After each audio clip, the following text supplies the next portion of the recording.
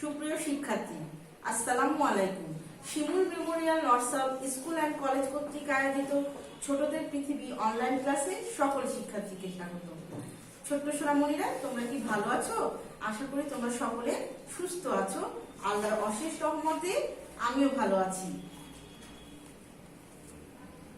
উপস্থাপনায় আছি আমি আফরোজা বেগম রায়না, সহকারী শিক্ষক, Shimul memorial north school and college. সোনামণিরা, আমাদের আজকের পাঠ হচ্ছে বাংলাদেশের ঋতু ও উৎসব। এই পাঠ করার আগে আমরা একটু করোনা সম্বন্ধে জেনে নিই। এখন যেহেতু শীতকাল বাবুরা, তাহলে আমরা কি করব? আরো বেশি স্বাস্থ্য সচেতন হব, তাই না? কারণ এই শীতকালে কি করোনা আক্রান্ত হওয়ার সম্ভাবনা অনেক বেশি। তো সোনামণিরা, আমাদের যেন ঠান্ডা না লাগে সেই জন্য আমরা গরম পানি ব্যবহার করব। খাবার সময়, হাত ধোয়ার সময় যতটুকু পারি আমরা চেষ্টা করব গরম পানি ব্যবহার করার, এবং প্রয়োজনের বাইরে আমরা ঘরের বাইরে বের হব না। এবং তার জন্য আমরা কি করি বাবুরা, সোনামণিরা তোমরা বলো তো কি করি? মাস্ক ব্যবহার করি। এবং যেন ঠান্ডা না লাগে সেই জন্য আমরা চেষ্টা করব ঘরে অবস্থান করার। এবং বেশি বেশি করে হাত ধোয়াও এখন যাবে না, কারণ যেহেতু শীতকাল, হাত ধুতে গেলে আমরা অবশ্যই গরম পানি ব্যবহার করব। তো ছোট্ট সোনামণিরা, যেটা বলছিলাম যে আজকের পাঠ হচ্ছে তোমাদের বাংলাদেশের ঋতু ও উৎসব। এই ক্লাসটা আমাদের সর্বপ্রথম যে ক্লাসটা হয়েছিল সেটাতে আমরা এই ক্লাসটা করেছিলাম। আজকে আমরা এই অধ্যায়ের উপর আবার রিভিশন ক্লাস করব। দেখো তোমাদের শিক্ষণ ফল। প্রথমে আমরা কি করি সোনামণিরা, কোনো পাঠ শুরু করার আগে বা কোনো অধ্যায় পড়ার আগে আমরা কি করি? শিক্ষণ ফল সম্বন্ধে জেনে নিই। তো ছোট সোনামণিরা, এখানে দেখো শিক্ষণ ফল আমরা জেনে নিই। যে প্রথমে আছে যে বাংলাদেশের 6টি ঋতু সম্বন্ধে জানতে পারবে, বাংলাদেশে কি কি উৎসব পালন করা হয় তা বলতে পারবে। লাস্টের পয়েন্টটা দেখো যে পহেলা বৈশাখ ও বৈশাখী মেলা কি তা শিখতে পারবে। তাহলে এই ছিল তোমাদের আজকে শিক্ষণ ফল। এবার চলে আসি আলোচ্য বিষয়ে। দেখো সোনামণিরা, এখানে আলোচ্য বিষয় কি করব আমরা, তোমরা জানো সবাই যে আমরা আলোচ্য বিষয় কি করি, একসাথে করি এবং খাতায় তুলে নিই। আজকেও আমরা সুন্দর করে খাতায় তুলে নিব। দেখো এখানে কি বলেছে, বাংলাদেশের 6টি ঋতু। কি কি ঋতু আছে আমরা জানবো। গ্রীষ্মকালীন ফল, শীতকালের পিঠাপুলি, পহেলা বৈশাখে আয়োজন, পহেলা বৈশাখে বিভিন্ন আয়োজন করা হয় সেটা সম্বন্ধে জেনে নিব। বাংলাদেশের উৎসব সমূহ, বাংলাদেশে কি কি উৎসব পালন করা হয় সেটা সম্বন্ধে আমরা বিস্তারিত আলোচনা করব। এই ছিল তোমাদের আলোচ্য বিষয়। এবার চলে আসি মূল বিস্তারিত আলোচনায়। প্রথমে দেখো কি আছে, 1 নম্বরে আছে যে ঋতু কাকে বলে। আমরা পড়ি সোনামণিরা সকলে একসাথে। দেখো এখানে কি বলেছে যে প্রতি বছর একই নিয়মে একটি নির্দিষ্ট সময়ে আবহাওয়ার পরিবর্তনকে ঋতু বলে। তাহলে কি জানলাম সোনামণিরা, যে প্রতি বছর একই নিয়মে একটি নির্দিষ্ট সময়ে কি হয়, আবহাওয়ার বিভিন্ন পরিবর্তন হয়। আমাদের কোনো সময় গরমকাল, কোনো সময় শীতকাল, কোনো সময় বর্ষাকাল, বিভিন্ন আমরা ঋতু কি করি, পালন করি, তাই না? বা আমাদের দেশে পরিলক্ষিত হয়। এই আবহাওয়ার পরিবর্তনকে কি বলে? ঋতু বলে। এবার দেখো এখানে 2 নম্বরে আছে যে কোন কোন মাস নিয়ে গ্রীষ্মকাল। এখানে দেখো লেখা আছে যে বৈশাখ ও জ্যৈষ্ঠ এই 2 মাস নিয়ে গ্রীষ্মকাল। তাহলে আমরা কি জানলাম সোনামণিরা, যে বৈশাখ ও জ্যৈষ্ঠ এই 2 মাস নিয়ে গ্রীষ্মকাল। এখানে দেখো যে গ্রীষ্মকালের একটা ছবি দিয়েছি। গ্রীষ্মকাল মানে কি? গরমকালকে আমরা কি বুঝি? গ্রীষ্মকাল বুঝি, তাই না? তো গরমকালে কি হয় সোনামণিরা, দেখো এখানে মাটি ফেটে চৌচির হয়ে যায়, আমাদের কি খুব গরম অনুভব হয়। তাহলে আমরা কি জানলাম যে বৈশাখ ও জ্যৈষ্ঠ মাস নিয়ে গ্রীষ্মকাল। এবার দেখো যে কোন ঋতুতে কালবৈশাখী ঝড় হয়। তাহলে এখানে লেখা আছে যে গ্রীষ্মকালে কালবৈশাখী ঝড় হয়। তাহলে আমরা কি জানলাম সোনামণিরা, যে গ্রীষ্মকালে কালবৈশাখী ঝড় হয়। গ্রীষ্মকালটা আমরা কি কি মাস নিয়ে? বৈশাখ ও জ্যৈষ্ঠ এই 2 মাসে আবার কি হয়? কালবৈশাখী ঝড় হওয়ারও সম্ভাবনা থাকে। এবার দেখো 4 নম্বর প্রশ্নে কি বলেছে যে কোন কোন মাস নিয়ে বর্ষাকাল। বর্ষাকালে কি হয় সোনামণিরা, তোমরা জানো বর্ষাকালে কি খুব বৃষ্টি হয়, সারাদিন বৃষ্টি হয় এবং বৃষ্টির কোনো নির্দিষ্ট সময়সীমা থাকে না, যে কোনো সময় আমাদের বৃষ্টি শুরু হতে পারে। এখানে দেখো কোন কোন মাস নিয়ে বলেছে, এখানে খেয়াল করো যে আষাঢ় ও শ্রাবণ এই 2 মাস নিয়ে বর্ষাকাল। তাহলে আমরা কি জানলাম সোনামণিরা যে আষাঢ় ও শ্রাবণ এই 2 মাস নিয়ে বর্ষাকাল। এখানে দেখো তোমাদেরকে স্লাইডে ছবি প্রদান করা হয়েছে বর্ষাকালে। দেখো এখানে কি খুব বৃষ্টি হচ্ছে, তাই না? আর বর্ষাকালে খুব বৃষ্টি হচ্ছে এবং এই বৃষ্টির দিনে আমরা কি করি, ছাতা মাথায় দিয়ে বাইরে বের হই। তাহলে এই ছিল বর্ষাকালের ছবি। এবার দেখো কি বলছে যে কোন ঋতুতে সারাদিন বৃষ্টি হয়। একটু আগে আমি বললাম যে বর্ষাকালে সারাদিন বৃষ্টি হয়, তাই না? বর্ষাকালে যে কোনো সময়ে সারাদিন বৃষ্টি হয়, এমনকি এমনও দিন আছে যে সারাদিনই আমাদের বৃষ্টি হয়, তাই না? এই হচ্ছে সেই বৃষ্টির ছবি। এবার দেখো 6 নম্বরে কি বলছে যে কোন কোন মাস নিয়ে শরৎকাল। তাহলে আমরা পড়ে নিই সোনামণিরা যে ভাদ্র ও আশ্বিন এই 2 মাস নিয়ে হয় শরৎকাল। তাহলে এখানে কি বলেছে, ভাদ্র ও আশ্বিন এই 2 মাস নিয়ে কি হয় শরৎকাল। শরৎকালের ছবি এখানে দেওয়া আছে। দেখো এখানে শরৎকালে কি হয়, বিভিন্ন কাশফুল ফোটে, শিউলি ফুল ফোটে। এখানে তোমাদেরকে দেখো একটা প্রশ্ন দিয়েছি যে কোন ঋতুতে শিউলি ও কাশফুল ফোটে। একটু আগে আমি বললাম যে শরৎকালে শিউলি ও কাশফুল ফোটে। তাহলে আমরা কি জানলাম সোনামণিরা যে কোন ঋতুতে শিউলি এবং কাশফুল ফোটে। তাহলে কি বলবে সোনামণিরা যে শরৎকালে শিউলি ও কাশফুল ফোটে। এবার দেখো 8 নম্বর কোশ্চেন আছে যে কোন কোন মাস নিয়ে হেমন্তকাল। এখানে আছে যে কার্তিক ও অগ্রহায়ণ এই 2 মাস নিয়ে হেমন্তকাল। তাহলে বাবুরা আমরা কি পড়লাম যে কার্তিক ও অগ্রহায়ণ এই 2 মাস নিয়ে কি হেমন্তকাল, তাই না? তাহলে এই হেমন্তকালে কিসের ছবি দেওয়া আছে দেখো তো সোনামণিরা, সবাই আমার সাথে বোর্ডে খেয়াল করো যে এখানে নতুন ধান কাটার আনন্দ, নবান্ন উৎসব এই হেমন্তকালে পালন করা হয়। আমরা পরবর্তী স্লাইডের মাধ্যমে আরো সুন্দরভাবে জেনে যাব। এবার দেখো যে একটু আগে বললাম যে হেমন্তকালে কি উৎসব পালিত হয়। তাহলে দেখো হেমন্তকালে নবান্ন উৎসব পালিত হয়।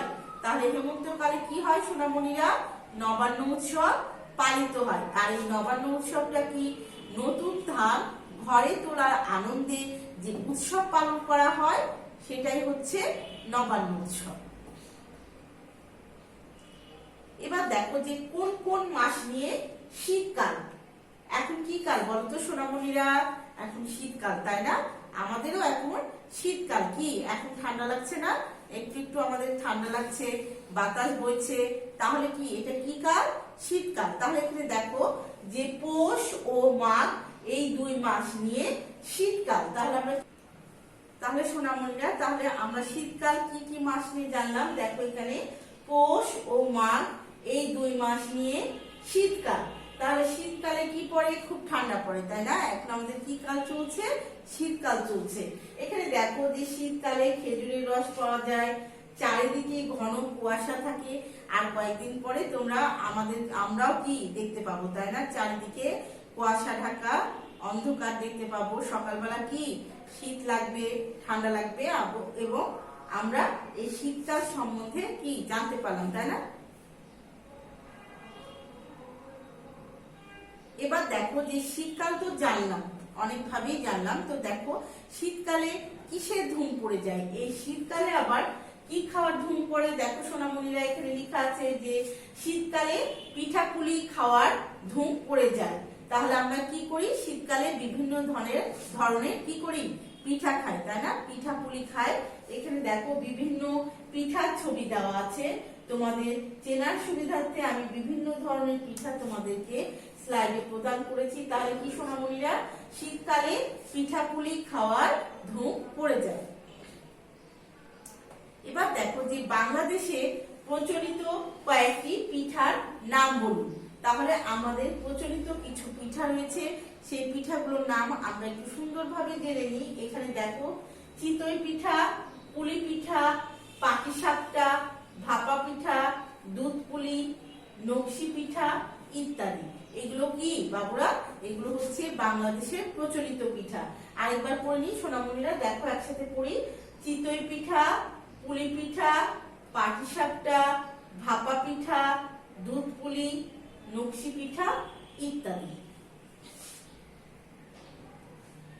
এবার দেখো এখানে লেখা আছে যে কোন কোন মাস নিয়ে বসন্তকাল। তাহলে আমরা কি জানবো? যে ফাল্গুন ও চৈত্র এই 2 মাস নিয়ে বসন্তকাল। তাহলে কি বাবুরা? যে ফাল্গুন ও চৈত্র এই 2 মাস নিয়ে বসন্তকাল। তাহলে আমাদের যদি প্রশ্ন আসে যে কোন ঋতুকে ঋতুরাজ বলা হয়, তাহলে আমরা কি জানবো? যে বসন্ত ঋতুকে ঋতুরাজ বলা হয়। কারণ বসন্ত ঋতুটা আমাদের অনেক সুন্দর একটা ঋতু, এই জন্য বসন্ত ঋতুকে কি বলা হয়? ঋতুরাজ বলা হয়। এবার দেখো, গ্রীষ্মকালকে মধুমাস বলা হয় কেন? তাহলে গ্রীষ্মকালে যে ফলগুলো পাওয়া যায় আমরা একটু খেয়াল করি। এখানে দেখো যে আম, জাম, কাঁঠাল, লিচু ইত্যাদি মিষ্টি ও রসালো ফল পাওয়া যায়, এই জন্য গ্রীষ্মকালকে মধুমাস বলা হয়। তাহলে আমরা কি জানলাম? যে গ্রীষ্মকালকে মধুমাস বলা হয় কেন? এ সময় আম, জাম, কাঁঠাল, লিচু বিভিন্ন রসালো ফল পাওয়া যায়, সেই কারণে আমরা গ্রীষ্মকালকে মধুমাস বলে থাকি। এখানে দেখো দেওয়া আছে আম, জাম, কাঁঠাল, লিচুর ছবি, এখানে তোমরা অবশ্যই দেখতে পাচ্ছ আশা করি। এবার দেখো যে বাংলাদেশে কি কি উৎসব পালন করা হয়। এখানে লেখা আছে যে বাংলাদেশে নবান্ন উৎসব, নববর্ষ, পৌষ মেলা ইত্যাদি উৎসব পালন করা হয়। তাহলে কি কি উৎসব পালন করা হয় সোনামণিরা? নবান্ন উৎসব, নববর্ষ, পৌষ মেলা ইত্যাদি উৎসব পালন করা হয়। এবার দেখো কি আছে,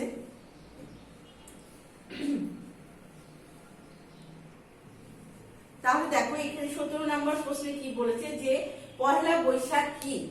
এখানে আছে বাংলা বর্ষের প্রথম দিন অর্থাৎ বৈশাখ মাসের প্রথম দিনটিকে পহেলা বৈশাখ হিসাবে উদযাপন করা হয়। আমরা পহেলা বৈশাখ সম্বন্ধে সবাই অবগত আছি, যার না সোনামণিরা? এই দিনে কি হয়? বিভিন্ন মেলার আয়োজনও করা হয়। তাহলে আমরা কি জানলাম? যে বাংলা বর্ষের প্রথম দিন অর্থাৎ বৈশাখ মাসের প্রথম দিনটিকে কি বলা হয়? পয়লা বৈশাখ হিসাবে উদযাপন করা হয়। এখানে দেখো বিভিন্ন পয়লা বৈশাখের ছবি তোমাদের চেনার জন্য আমি স্লাইডে প্রদান করেছি, তোমরা আশা করি সকলে খেয়াল করছো। এবার দেখো 18 নম্বর প্রশ্নে কি আছে যে বৈশাখী মেলায় কি কি পাওয়া যায়। তাহলে এখানে কি লেখা আছে সোনামণিরা খেয়াল করো যে বৈশাখী মেলায় মাটির তৈরি খেলনা, হাড়ি, পুতুল, বিভিন্ন রকমের মিষ্টি ও কাঠের তৈরি জিনিস পাওয়া যায়। তাহলে আমরা কি জানলাম সোনামণিরা? যে বৈশাখী মেলায় কি কি পাওয়া যায়? আমার সাথে একবার সুন্দর করে পড়ো তো। হাড়ি, পুতুল, বিভিন্ন ধরনের মিষ্টি এবং কাঠের তৈরি বিভিন্ন জিনিস পাওয়া যায়। এই যে তুমি দেখো এখানে কি বলেছে যে কাঠের তৈরি কি, এখানে কি বলেছে যে হাড়ি, পুতুল, তারপরে দেখো মিষ্টি দেওয়া হয়েছে। এছাড়াও কি বলেছে যে কাঠের তৈরি আমাদের বিভিন্ন ধরনের জিনিস পাওয়া যায়। এবার চলে এসছে মূল্যায়ন। মূল্যায়নে দেখো তোমাদের বরাবরের মতো আজকেও 4টা কোশ্চিন দেওয়া হয়েছে। আমরা সকলে সুন্দর করে কোশ্চিন গুলো খাতায় তুলে নিব, তার আগে আমার সাথে তোমরা একটু পড়ে নাও। 1 নম্বর প্রশ্নে আছে যে কোন ঋতুকে ঋতুরাজ বলা হয়। আমরা কি পড়লাম সোনামণিরা? যে বসন্ত ঋতুকে ঋতুরাজ বলা হয়। তারপরে 2 নম্বর প্রশ্নে আছে, দেখো যে কত মাস পর পর ঋতু বদলায়। তাহলে আমরা কি জানলাম সোনামণিরা, যে 2 মাস পর পর ঋতু বদলায়। 3 নম্বরে আছে যে নবান্ন উৎসব কি। আমি কি বলেছিলাম বলতে পারবে আমার সাথে, যে নতুন ধান ঘরে তোলার আনন্দে কি করা হয়, যে উৎসব পালন করা হয় তাকে নবান্ন উৎসব বলা হয়। 4 নম্বর কি বলছে, যে বৈশাখী মেলায় কি কি পাওয়া যায়। এই কিছুক্ষণ আগে আমরা বললাম যে বৈশাখী মেলায় হাঁড়ি, পুতুল, বিভিন্ন রকমের মিষ্টি ও কাঠের তৈরি বিভিন্ন খেলনা ও জিনিসপত্র পাওয়া যায়। এই ছিল তোমাদের মূল্যায়ন পর্ব। দেখো ছোট্ট সোনামণিরা, এখানে তোমাদের নেক্সট ডে পড়া দেওয়া আছে। এখানে নেক্সট ডে দেওয়া আছে রিভিশন ফিডব্যাক। এই অধ্যায়ের উপরে তোমাদের এই রিভিশন ফিডব্যাকটা নেওয়া হবে। আশা করি তোমরা ক্লাসের ভিত্তিতে ফিডব্যাকটি অনেক সুন্দরভাবে দিতে পারবে। তাহলে সোনামণিরা, আজকের ক্লাস এই পর্যন্তই। আগামী ক্লাসে আমন্ত্রণ জানিয়ে সকলকে ধন্যবাদ জানাচ্ছি। আসসালামু আলাইকুম।